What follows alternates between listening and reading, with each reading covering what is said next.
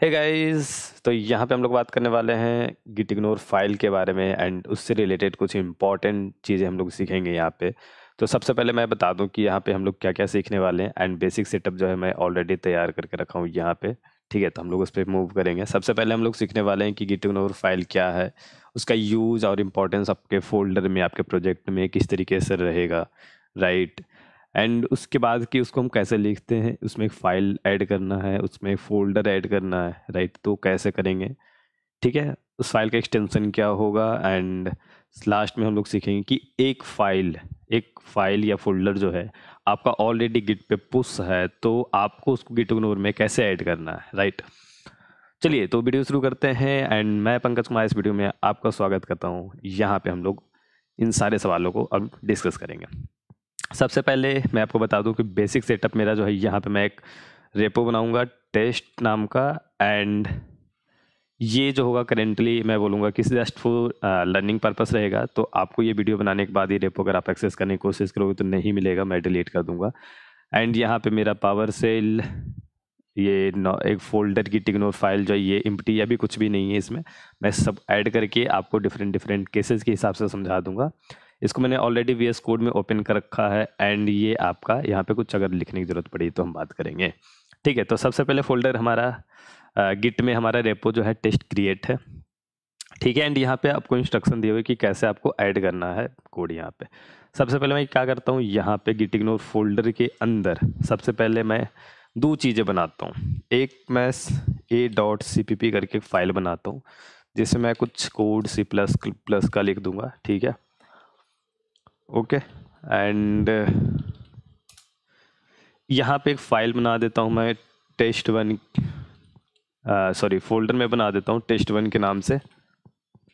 And इसके अंदर मैं रखूँगा एक और file, let's suppose 1.cpp and इसके अंदर भी कुछ कोड है अपना, ठीक है।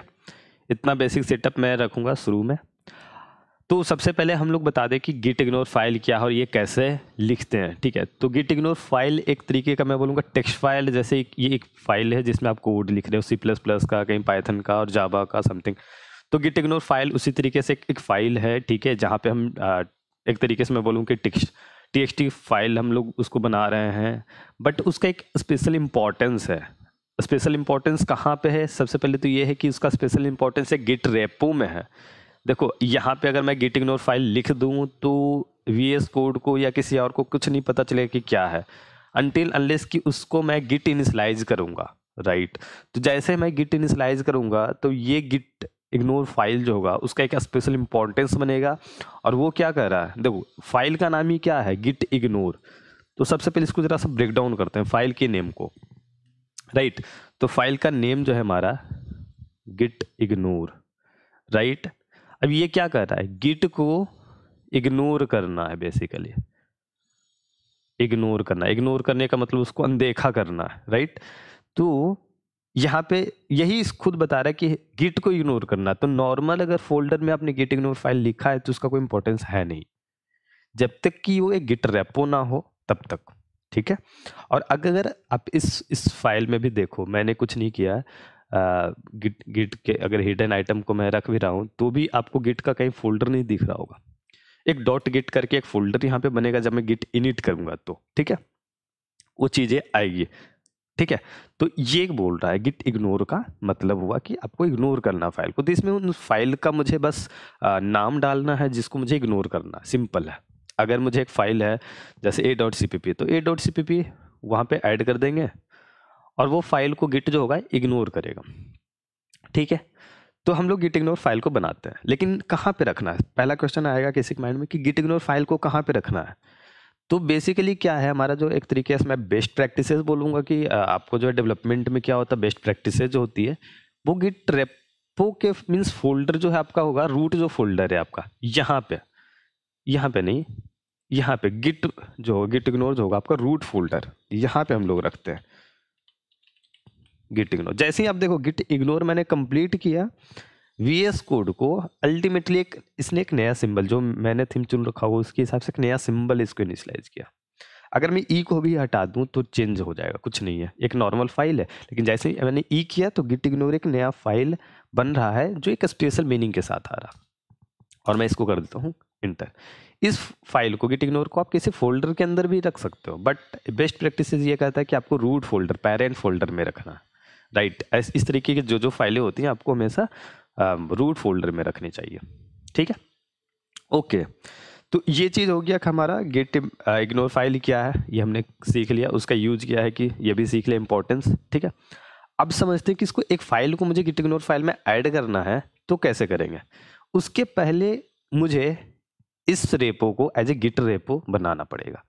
तो हम लोग क्या करते हैं, ठीक है, अभी गिट इग्नोर में कुछ भी नहीं है, राइट। मैं क्या करता हूँ, यहाँ जाता हूँ, यहाँ से कमांड आपको जो जो दिया हुआ कुछ सोचना नहीं, अगर आपको नहीं भी पता है इसके बारे में तो आप इस फाइल के अंदर, ठीक है, अभी देख लेते हैं। एलएस आपको बता रहा है 3 चीज़ें हैं, राइट।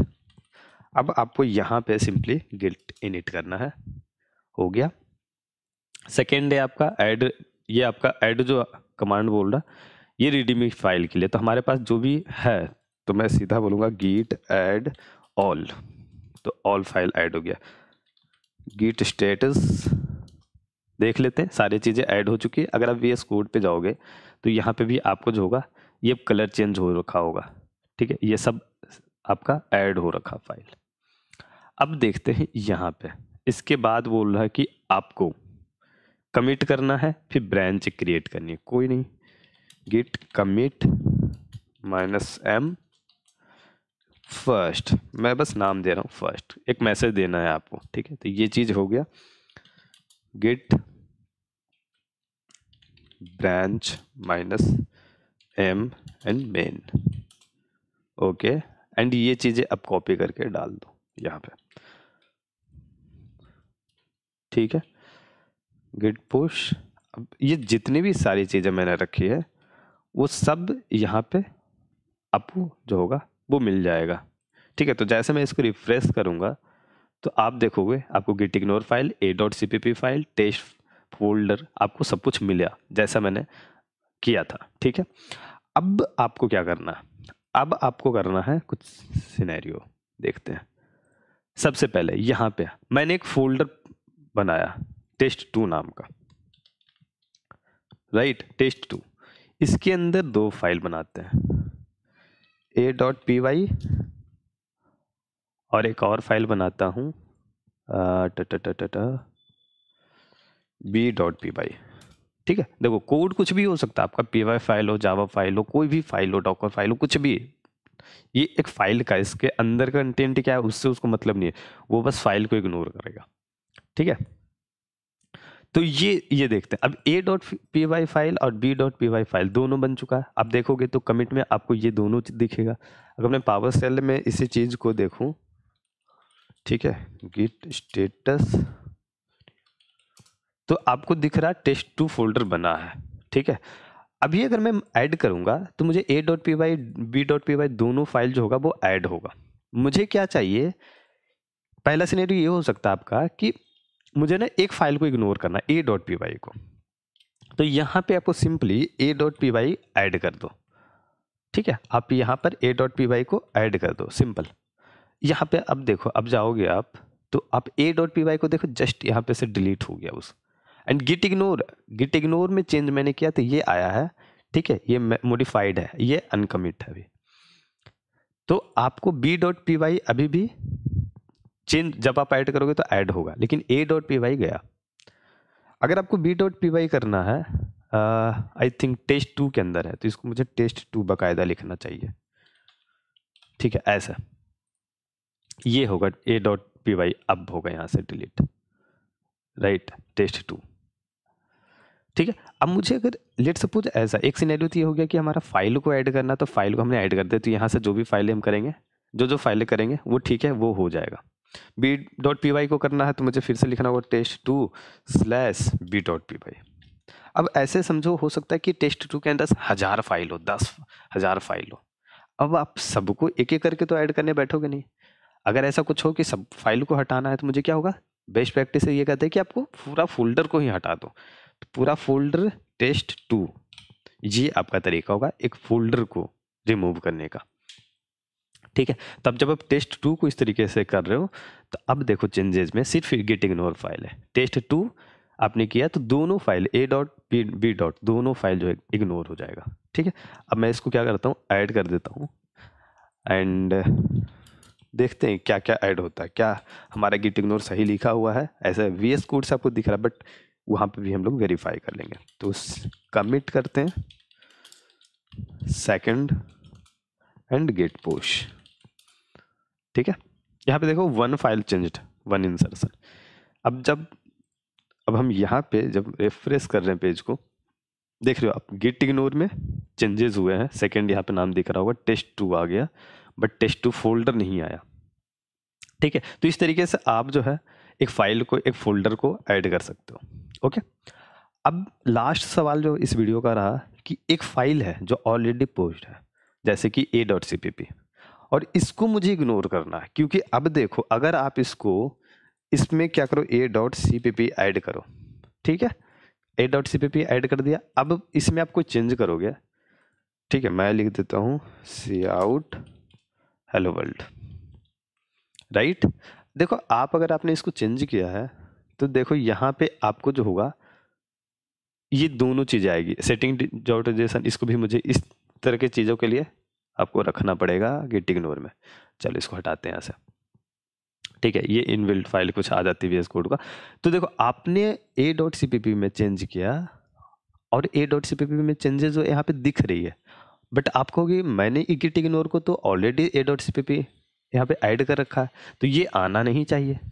तो बात क्या है कि यहाँ पर ये फाइलें ऑलरेडी यहाँ पे है, तो इस वजह से गिट इग्नोर जो है इग्नोर नहीं कर रहा।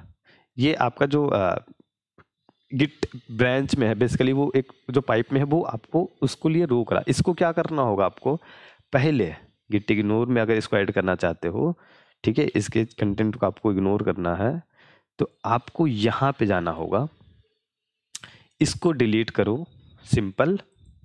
ठीक है, यहाँ से डिलीट किया और गिट पुल जब हम करेंगे,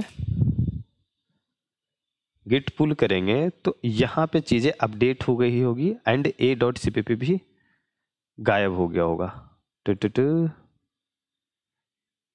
आई थिंक हो जाना चाहिए था इसको, नहीं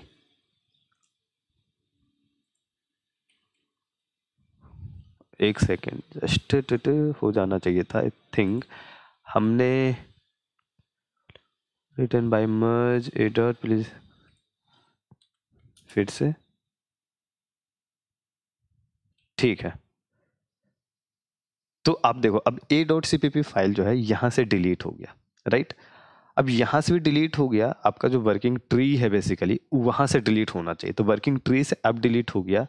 अब मैं क्या करूँगा, अब मैं फिर से अगर मैं a.cpp बनाया a.cpp और अब मैं इसको अगर देखूंगा तो गिट इग्नोर में ऐड करने के बाद ये इग्नोर हो जाएगा सक्सेसफुली। देखो यहाँ से इग्नोर हो गया।